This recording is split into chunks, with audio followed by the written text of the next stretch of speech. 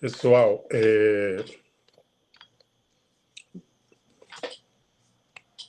só mais um instantinho, tá? Quando a gente está ao vivo, acontecem essas coisas mesmo, tá?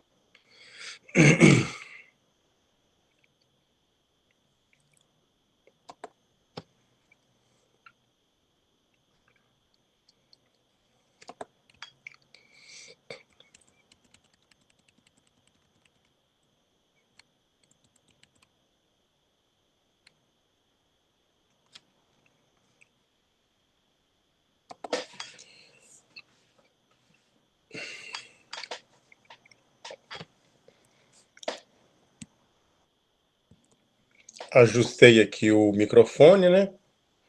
Espero que vocês estejam me ouvindo bem, tá? Só um instante.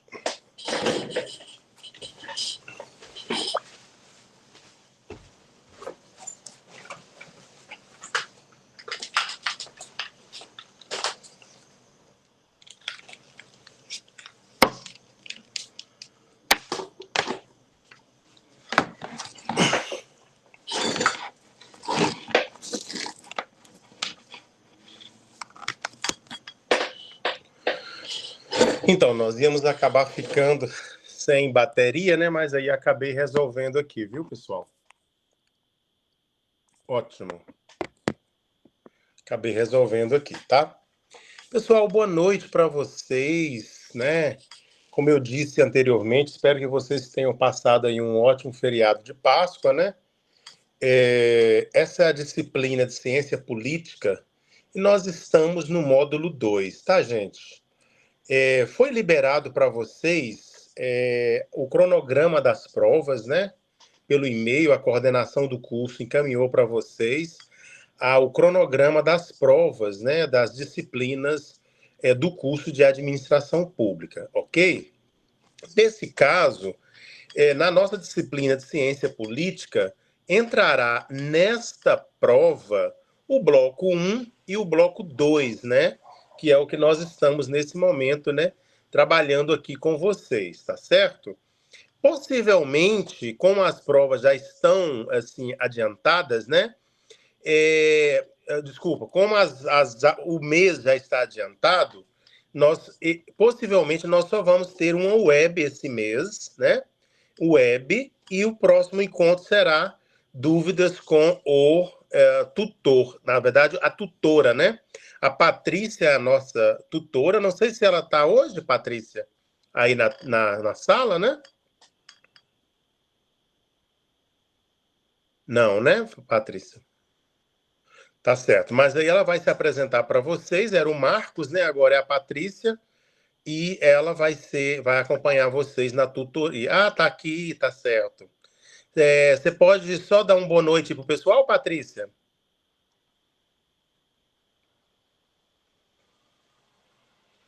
Deve estar com um problema no microfone, né, Patrícia?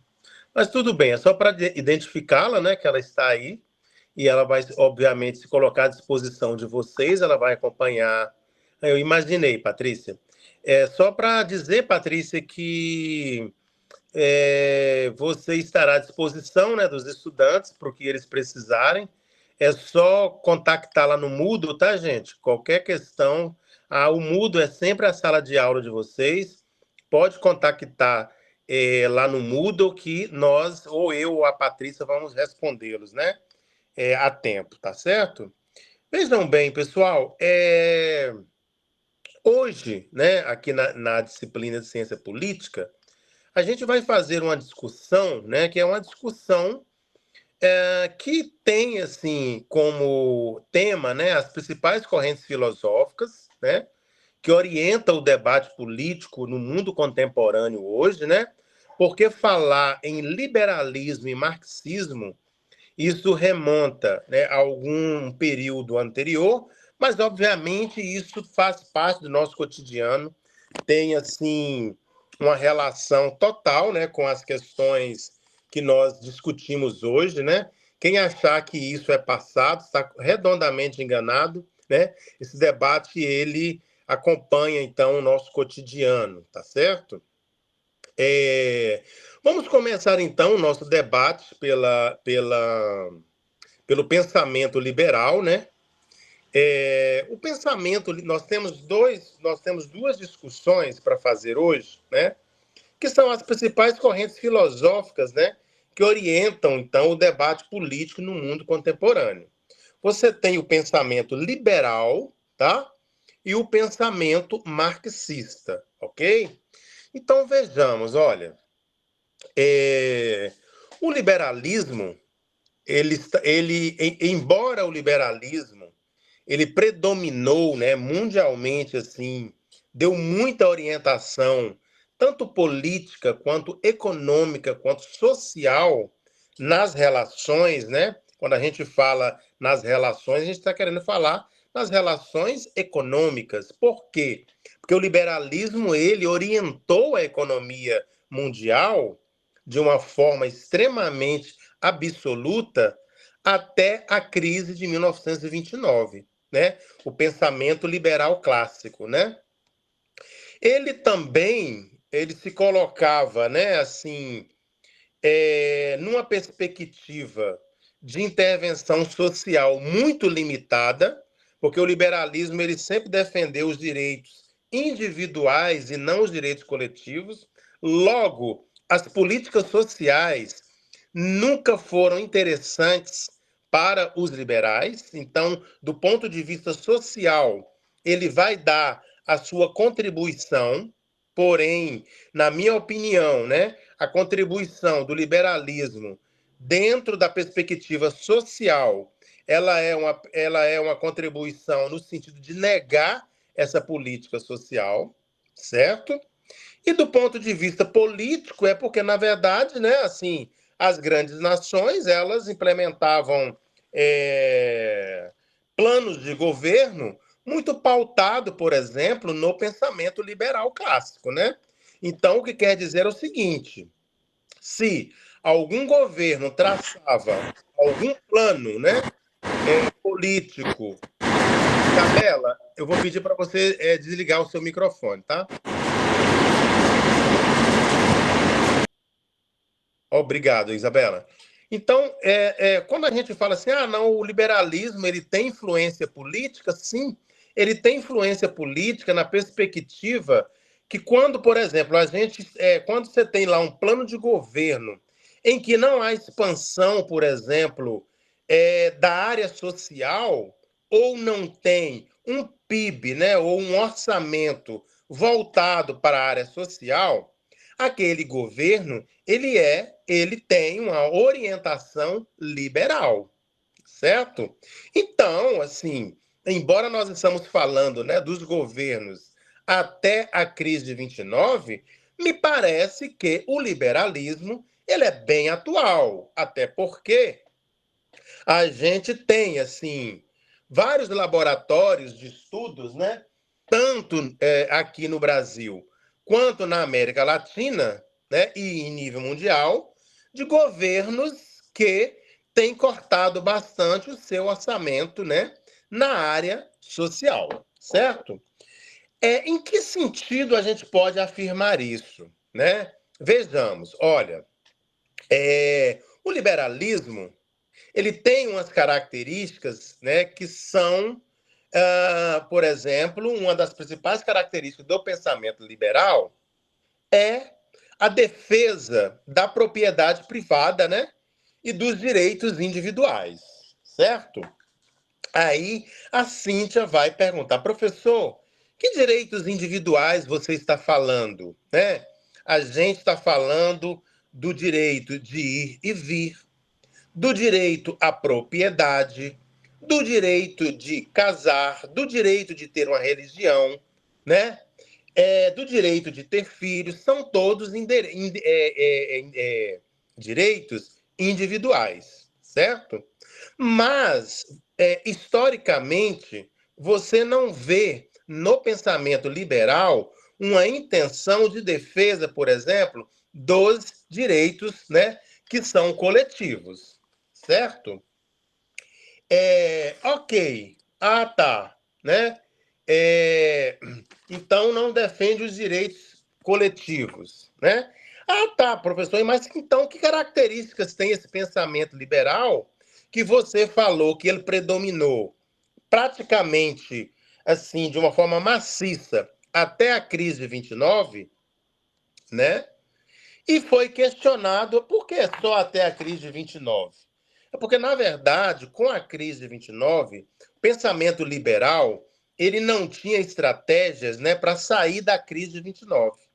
Ele, vamos dizer assim, defendia, né, assim, a ortodoxia, tanto da perspectiva política, econômica e social do liberalismo, né, que defende, por exemplo, a não intervenção do Estado, por exemplo, nas relações, quer sejam econômicas, quer sejam sociais e quer sejam políticas, né?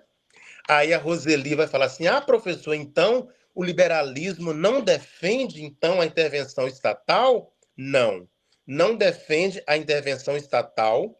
Isso até a crise de 29, praticamente assim, o liberalismo ele defendia a autorregulação do mercado, porque para ele o Estado não tinha, né, até 29, a capacidade, por exemplo, de promover distribuição de renda.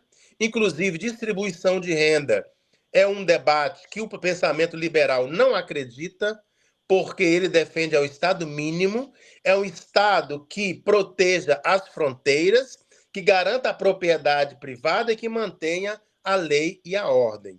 Portanto, né, não esperem do liberalismo, por exemplo, a defesa, por exemplo, dos direitos à saúde, por exemplo, que são direitos coletivos e não direitos individuais. Não esperem, por exemplo, do liberalismo, né, uma ampliação, por exemplo, das políticas sociais. Até porque o liberalismo ele nega esses direitos individuais e são favoráveis, né, se limitam a ser favoráveis aos direitos individuais. Eles não defendem os direitos universais e defendem os direitos individuais, ok? Então, a gente tem, né, algumas figuras, né, que assim, né, deram uma contribuição ao liberalismo, tá? Que foram influentes, né? Por exemplo, Thomas Hobbes, John Locke, Jean-Jacques Rousseau, mas do ponto de vista econômico, né, o mais famoso dos liberais é Adam Smith, né? Adam Smith ele é assim um dos do ponto de vista econômico um dos mais influentes. Eu sei que tem alunos aqui que são formados em economia, né?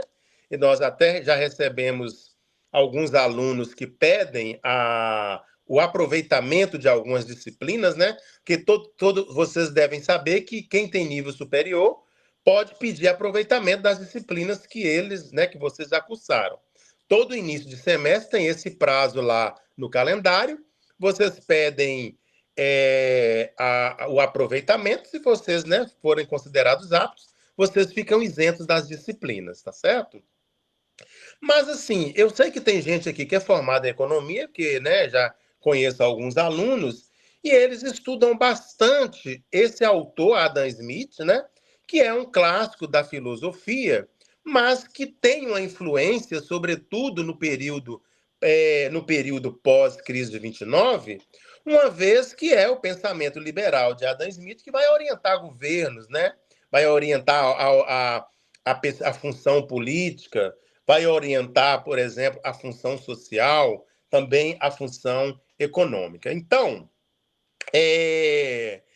o liberalismo, na verdade, né, assim, ele acredita, gente, por exemplo, olha só, é muito comum, aí a Cíntia deve estar falando assim, gente, mas esse liberalismo, então, teve uma influência muito antiga, né?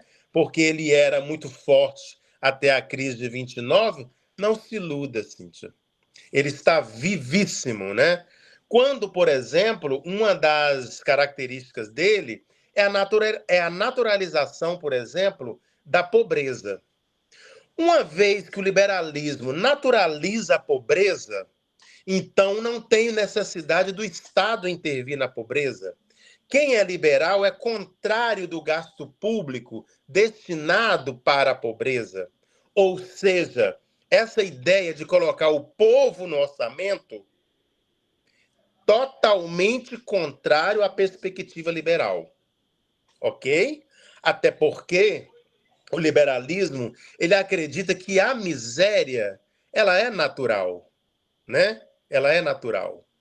Então, que qualquer gasto nas políticas sociais representa um desperdício e que as políticas sociais estimulam o ócio.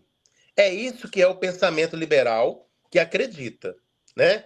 Então, você pode perceber, do ponto de vista dos nossos direitos sociais, que eles vão se expandir, né, sobretudo em nível mundial, pós-crise de 29, especificamente em alguns países da Europa Central, pós-Segunda Guerra Mundial, quando houve um período em que o liberalismo já não mais orientava as funções políticas, econômicas e sociais. Porque com a crise de 29, em que o liberalismo acreditava que nem Deus afundava o sistema capitalista, né? Assim como nem Deus afundava o Titanic, e ele afundou, os liberais acreditavam que nem Deus quebrava o sistema capitalista. E ele quebrou com a crise de 1929, né? Com o crack, né, da Bolsa de Valores de Nova York, em que os países industriais praticamente foram ali, né, a miséria, né? Muito desemprego, né? Enfim, uma catástrofe, né? O que ocorreu na crise de 29, né? Mas vocês sabem que, né, economicamente falando, a crise de 29, ela foi, assim, vamos dizer assim, as principais alternativas, né, para solucionar a crise de 29, elas vieram principalmente da contribuição do pensamento keynesiano. No período para frente, né, John Maynard Keynes, né, ou apenas John Keynes, ou apenas para os íntimos Keynes, né, ele pensou uma série de medidas para a solução da crise de 29. Essas medidas elas foram implementadas, sobretudo, no governo de Franklin Delano Roosevelt, né, nos Estados Unidos, tá? Naquele período ali, 30, 32, 34, né, até 36 especificamente, né, entre 32 e 36, né, e isso coloca em questionamento o liberalismo, sabe?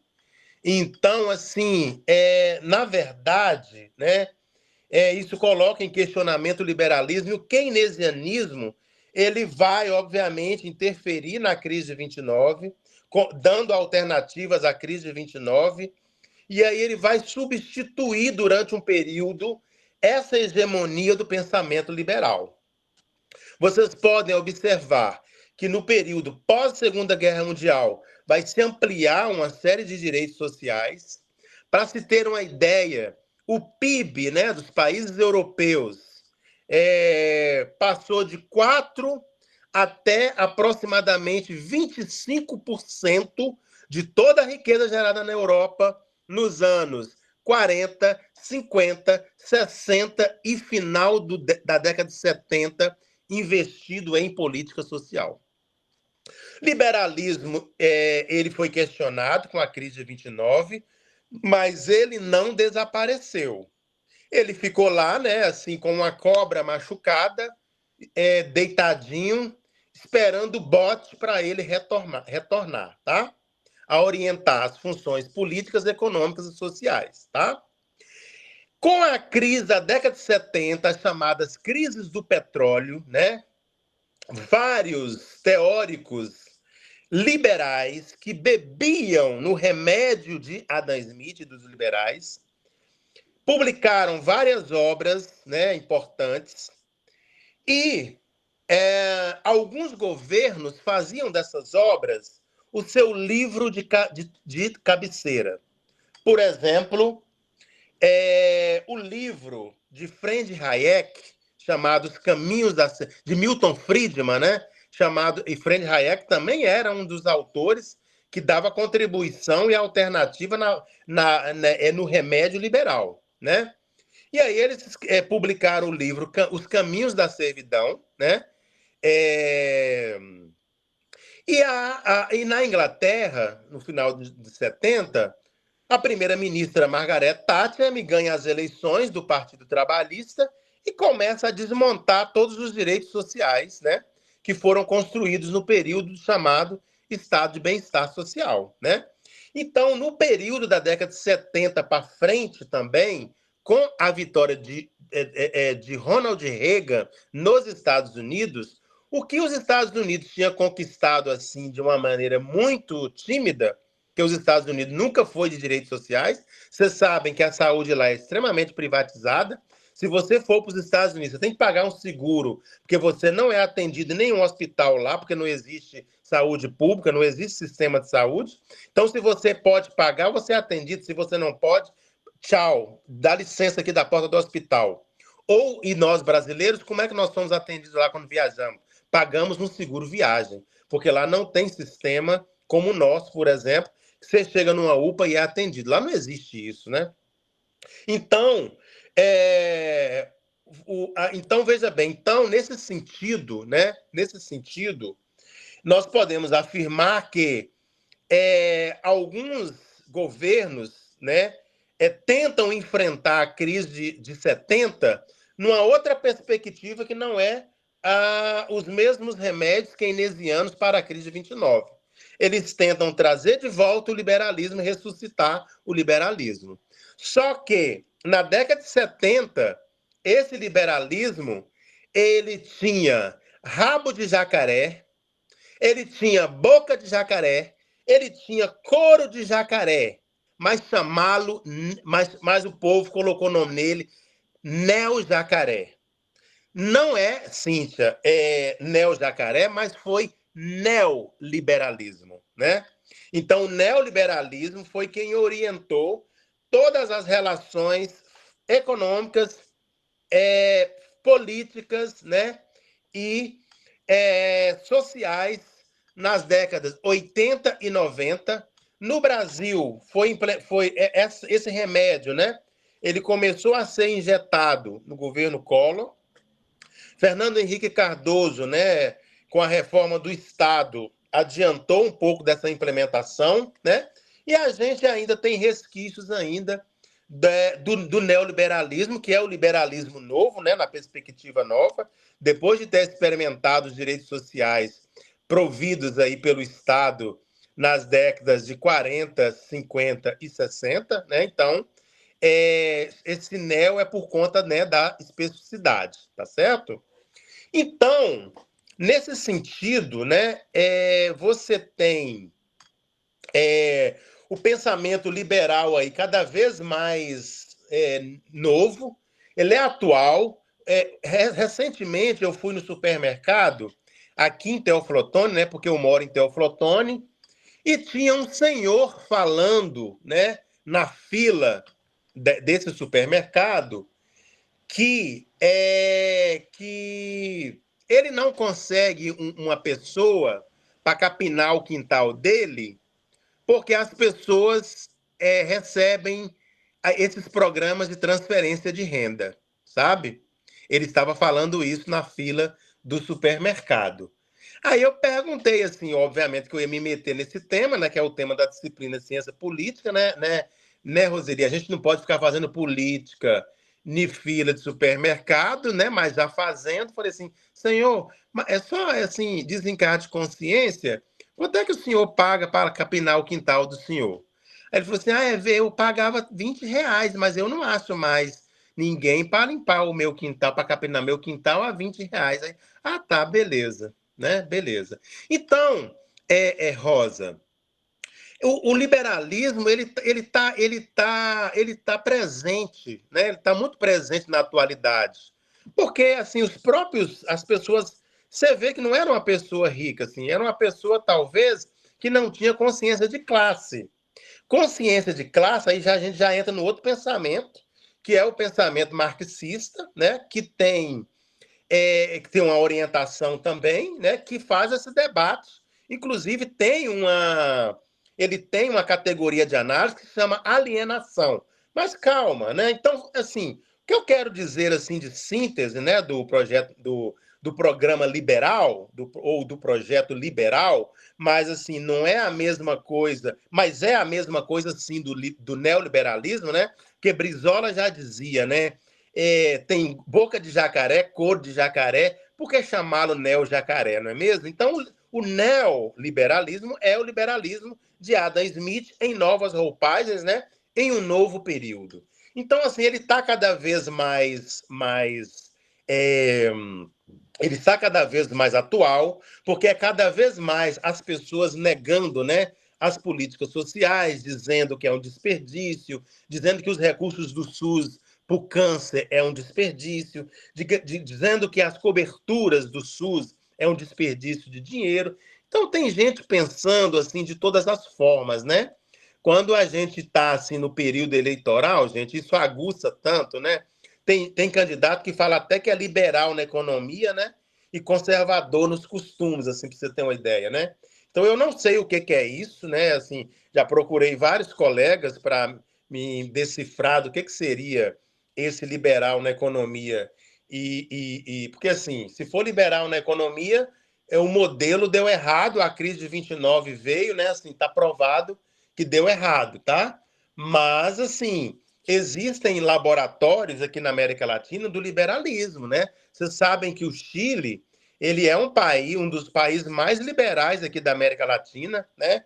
Eu já estive lá um período, né, assim, de imersão na cultura, e lá não existe política pública de saúde, né? A universidade é pública, mas é paga, ela é pública, mas não é gratuita, né? A maior instituição é a católica, que também é paga, o governo dá um voucher, né, para as pessoas irem lá procurar o ensino, enfim. Então, você não tem uma universidade totalmente gratuita no Chile. Eles não sabem o que são alguns direitos trabalhistas, né? Não sabem o que é férias remuneradas, por exemplo, seguro-desemprego, né? Enfim, certo? Ok. Este é o pensamento liberal, certo, pessoal? Esse é o pensamento liberal, tá? Eu analiso ele desta forma, certo? É, o liberalismo ele tem essa pegada, né, dessa defesa do direito à propriedade, né? Então, assim, eles não largam a mão da defesa do Estado mínimo, né? Assim, vocês, por exemplo, são estudantes de uma universidade pública, né? Então, assim, se o Estado fosse mínimo, mínimo, mínimo aqui, nem aqui nessa sala vocês estariam, por exemplo, sabe? Então, por exemplo, assim, o Chile tem um problema grave com a questão das creches, com a questão das escolas, né?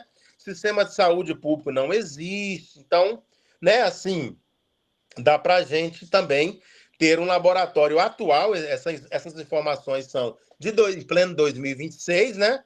Então, assim, isso é um pouco do resultado, né, do que o pensamento liberal a partir de 73, inclusive, que foi com Pinochet, especificamente de uma forma, inclusive, dentro de uma ditadura, que o Chile, né, inaugura esse remédio liberal assim nas funções tanto econômica quanto política quanto sociais, ok?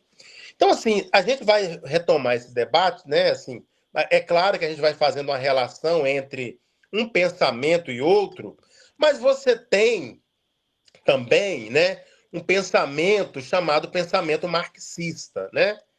Eu costumo falar para os alunos, né, assim, da onde surge o pensamento marxista, né? Os alunos falam, professor, mas esse Marx, né? Eu sei que ele é um barbudo e tal, né?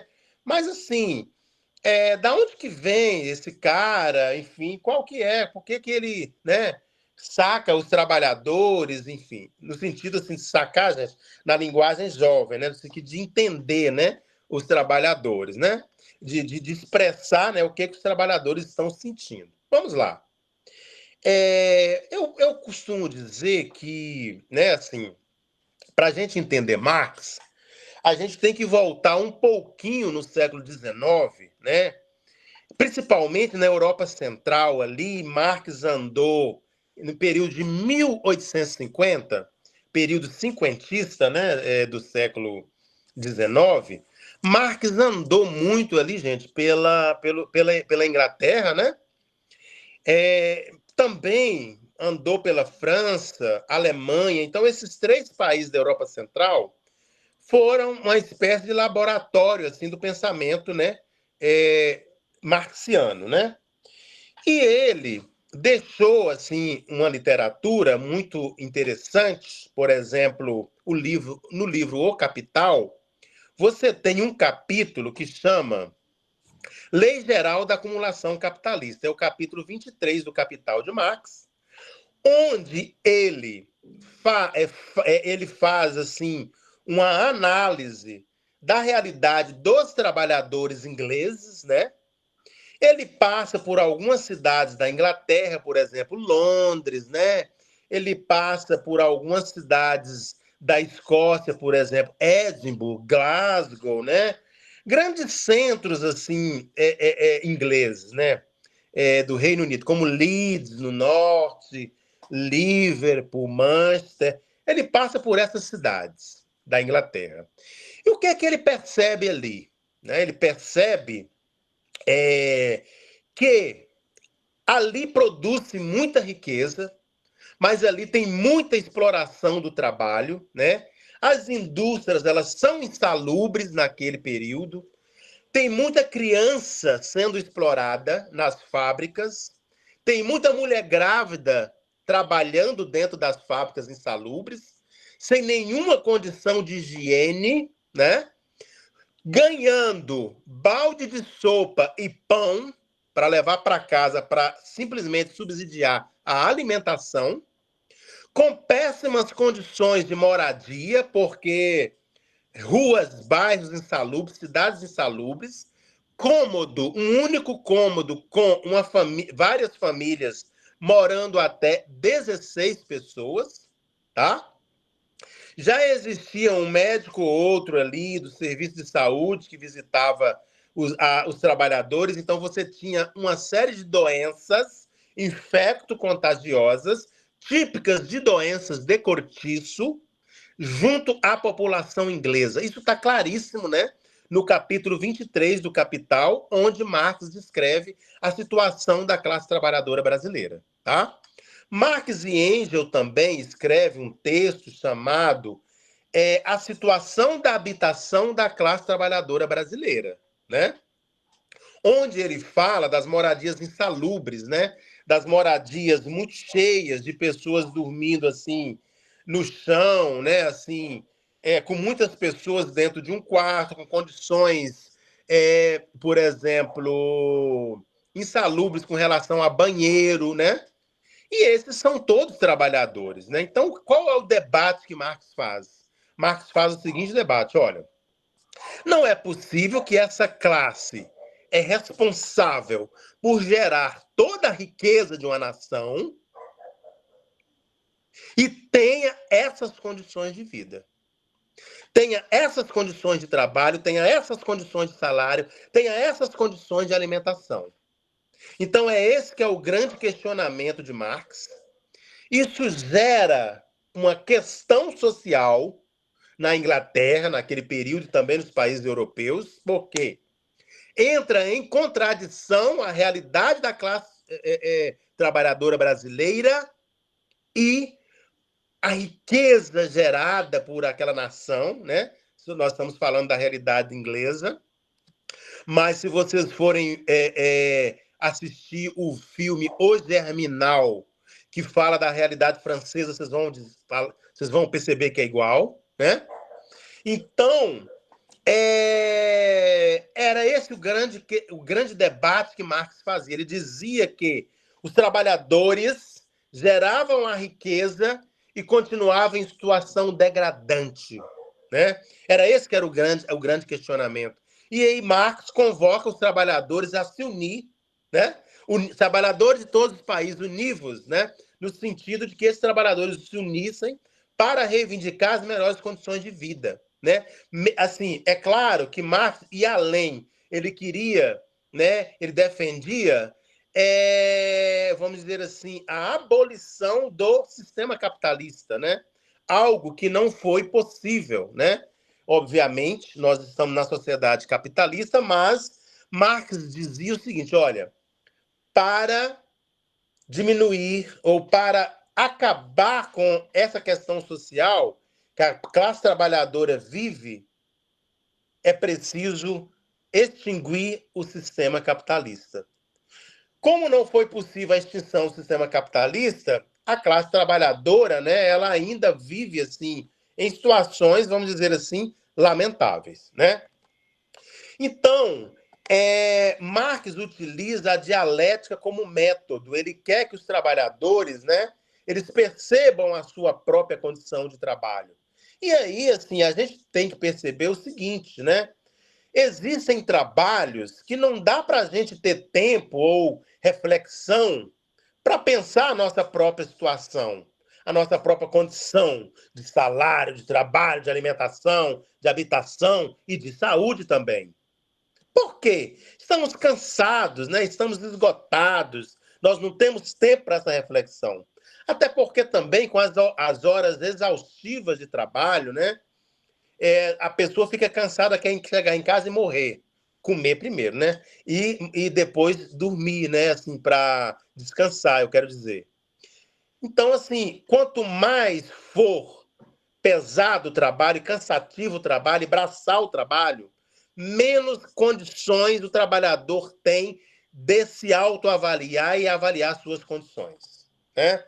Então, foi nesse sentido, né, que Marx dizia que o trabalho ele produzia relações. A forma com que o trabalho era gerido, né? A forma com que o trabalho era executado, ele produzia relações. Uma dessas relações ele chamou de relação de exploração, aonde ele dizia que a classe que vive do trabalho significa dizer o seguinte, Roseli, que se você vive do trabalho, é que você está vendendo a sua força de trabalho, certo? É que você vive desse trabalho, então você vende a sua força de trabalho. Então, entre a burguesia e a classe trabalhadora, você é classe trabalhadora, não se iluda, tá entendendo? Eu sei que você tem um Celta, entendeu? Eu sei que você tem um Celta, eu sei que você vai, né, assim, na cachoeira, né, na Semana Santa, no seu Celtinha, tá? Eu sei que você toma umas escolatinhas, mas isso não é ser burguesia. Você está totalmente equivocada e Marx chama isso de alienação, né? Quando nós, da classe trabalhadora, fazemos a linha, né, empresários, né, e achamos que somos da classe burguesa, né? Por exemplo, você tem um caso aqui na turma, por exemplo, da Cíntia, né? A Cíntia, né, ela tem um Fusca. E aí ela falou comigo, professor, estou apavorada. Por que, Cíntia? Vão taxar os super ricos. Aí eu, Cíntia, você é a dona do Banco do Bradesco? Ela, não. Você é a dona do Banco Itaú? Não. Você é a dona da Votorantim? Não. Qual o seu carro? É um Fusca. E você acha que é super rica? Então, assim, essa não é a sua preocupação, minha querida. Então, a gente tem que ter cuidado, Roseli, para nós trabalhadores, né, assim, não sermos pseudos exploradores ou pseudos empresários. Porque o discurso é muito fácil de engolir, sabe? Assim, Rosa, no período da libertação dos escravos, os fazendeiros colocavam na cabeça dos capatazes escravos que a libertação dos escravos ia acabar com o país e essa economia ia acabar, o país ia fechar as portas, né?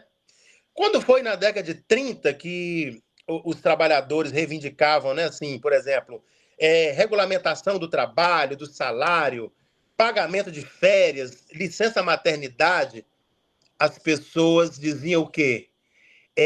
Não, vai acabar com a economia, gente, pelo amor de Deus, não dá direito trabalhista, não, vai acabar com a economia. E agora a gente está tendo um debate, né, da escala 5x2, né? E os empresários estão dizendo que isso vai acabar com o país, vai acabar com os empregos e esse país vai fechar as portas. Então a gente tem que ter cuidado com esse discurso, porque assim, né? Cíntia estava falando assim, gente, mas esse marco já está ultrapassado. Ô, Cíntia, ele está tão atualizado. Se você souber como que ele está tão atualizado, porque assim, a situação da classe trabalhadora que ele averigou e colocou no livro capítulo 23 do Capital, modificou alguma coisa? Assim, modificou pouca coisa. A classe trabalhadora ainda é explorada, a classe trabalhadora ainda tem dificuldade de se alimentar, ainda tem dificuldade, né, assim, de morar bem. Então, assim, né, o que mudou do período cinquentista do 19 para 2026? A gente pode, de repente, criar uma nova pesquisa e escrever um novo capítulo, né, da condição da classe trabalhadora, né, vamos dizer assim. Então, assim, Marx ele atuou com algumas categorias de análise, né? Uma das categorias, por exemplo, é a exploração, no sentido de que o trabalho produz, que é o sistema capitalista, no seu modo de produção, ele produz alienação e ele produz exploração, certo? Então, mas da mesma forma, ele também produz uma categoria que Marx trabalha muito, que é mais-valia, que é o seguinte, né? Eu produzo riqueza, pego um grãozinho de areia daquela riqueza e pago o trabalho da Tamires. E pago o trabalho da Rosa, sabe? Então, assim, aí o que o sistema capitalista faz? Ele tem uma capacidade de extração de mais-valia ainda, né? De lucro, vamos dizer assim, da classe trabalhadora. Então, assim, quanto mais forçado for o trabalho, quanto mais escravizado for o trabalho, quanto mais for insalubre o trabalho, colocando criança, por exemplo, dentro da fábrica, mais valia é extraída e a mais-valia é utilizada não para, vamos dizer assim, devolver, né, uma condição de vida para a classe trabalhadora, mas para acúmulo do capital, né? E aí veio aquela música, um aluno do segundo período, achei até bonitinho um aluno, né? Falou comigo, professor, então é igual aquela música, bom se bom se bom bom bom, bom se bom se bom bom bom, e o final, e o destino todo mundo já conhece, o de cima sobe, o de embaixo desce. Falei, ótimo, excelente, olha, você leu Lei Geral de Acumulação Capitalista, então, né? Entendeu tudo com essa musiquinha, não é mesmo? Então, é um pouco disso que é a mais-valia. Extração de mais-valia é a extração, né, de toda a lucratividade da riqueza gerada dos donos dos chamados meios de produção. Que são os donos dos meios de produção? São as pessoas que têm os galpões, são as pessoas que têm as máquinas, são as pessoas que têm as indústrias, são as pessoas que têm os caminhões, entendeu? São as pessoas hoje até donas dos bancos. E por que não, em pleno 2026, dona das bets agora, né? Das bets, das high-techs, né? Então, esses que são os capitalistas, né? Quem deve estar preocupado, Roseli, não é você que tem um Fusquinha, que compra ali um A100 no final de semana, uma cerveja Skol, que eu descobri que nem é tão boa assim, né? Que nem dessa redondo, para fazer um churrasquinho, e você está preocupado com a taxação dos super ricos, não, sabe? Quem tem que estar preocupado, minha querida, é os donos da Magalu, da Magazine Luiza, do Banco Itaú, do Banco do Bradesco, da Odebrecht, né? Do Grupo Votorantim, sabe? São essa galera. Eu não conheço ninguém, gente. Eu não conheço ninguém dos super ricos, né? Então, assim, esse discurso empresarial vai provocando na gente, né, uma categoria de análise marxista chamada assim, alienação, né?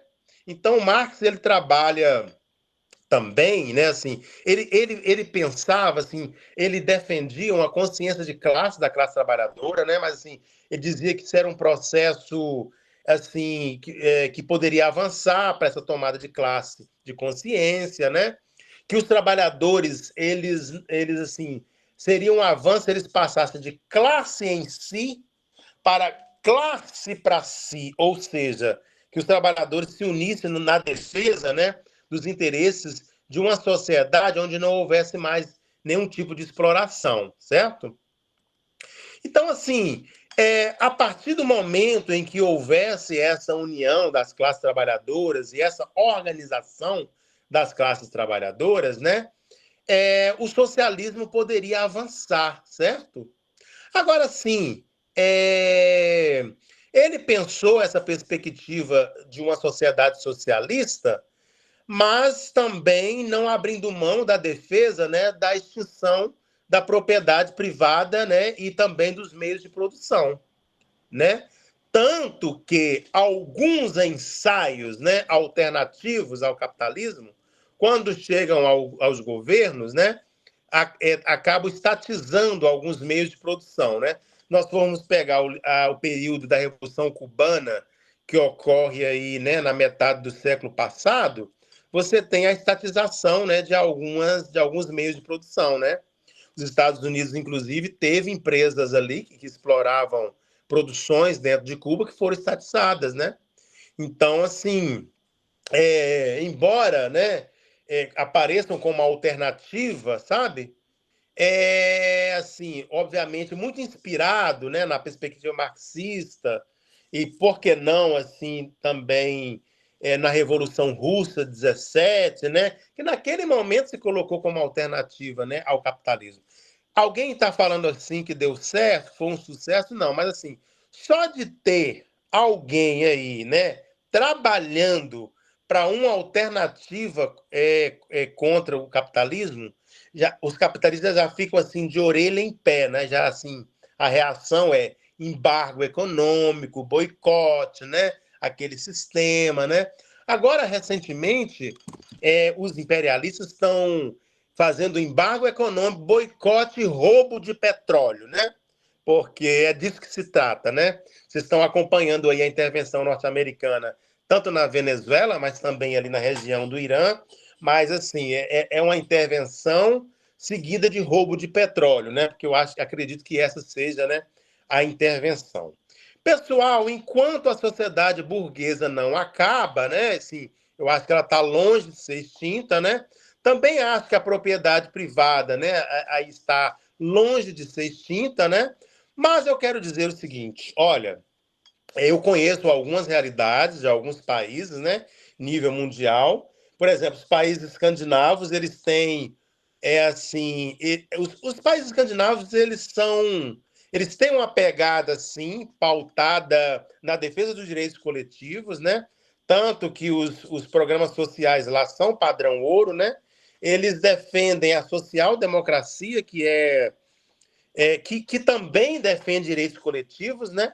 Mas é uma alternativa dentro da sociedade capitalista, certo? Então, assim, o que eu quero dizer para a gente finalizar esse debate hoje é o seguinte: olha, enquanto houver sociedade capitalista, ela vai ser questionada, né?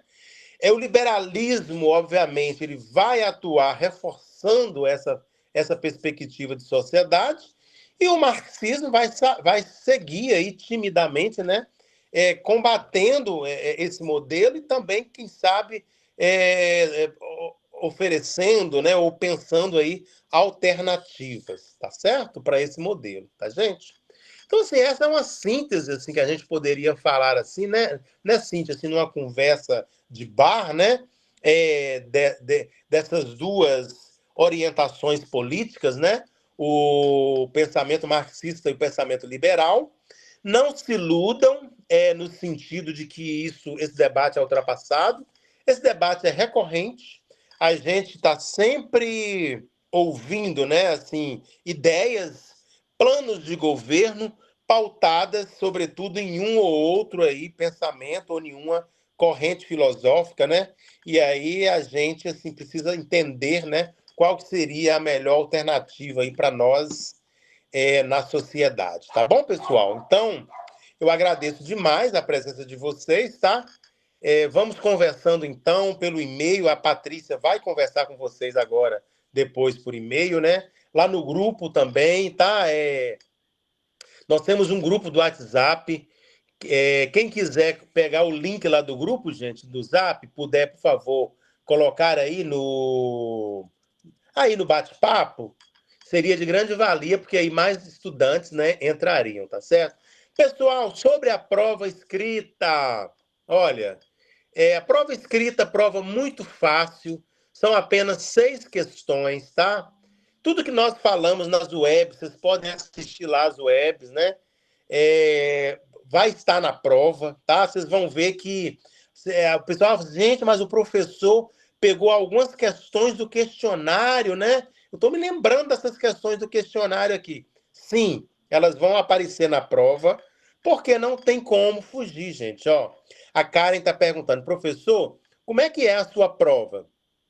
A minha prova são 6 questões fechadas. É uma pergunta e 4 alternativas, você vai escolher apenas uma das alternativas. Só que ela foi preparada de uma forma tão didática, né, e tão dinâmica, que vocês vão lembrar das aulas naquele momento ali da prova, sabe? Eu, inclusive, costumo colocar, gente, a síntese, né, da prova, tá? Eu vou mandar no grupo do Zap essa semana uma síntese da disciplina do bloco 1 e do bloco 2 para vocês estudarem, né, para essa prova aí, tá certo? Márcia está perguntando. Isso, Karen, é toda aberta, tá? Boa noite. O nosso tutor quer saber se nós podemos consultar material físico. Não, nós não podemos consultar material físico, né? A nossa prova, ela é uma prova parecida com a prova. A minha prova é parecida com a prova de concurso. Vocês não podem fazer consulta, né? Por isso que eu disponibilizo uma síntese para vocês derem uma lida antes, né? E gabaritarem a prova, que eu quero é que mais que vocês tirem 30, né? Significa que vocês entenderam a disciplina. Aí a mina, mas eu vi uma questão do questionário lá na prova. Sim, porque é o mesmo assunto, né? Então, a gente sempre vai pegar as questões que estão articuladas ao tema para colocar, sim, na prova. Beleza, pessoal? Então, eu agradeço demais, tá? Qualquer coisa também, vocês podem perguntar lá no grupo, podem mandar lá no Moodle, tá? Nós estamos à disposição de vocês, tá certo? Excelente noite para todas, todos, todes, tá bom? Grande abraço, tá?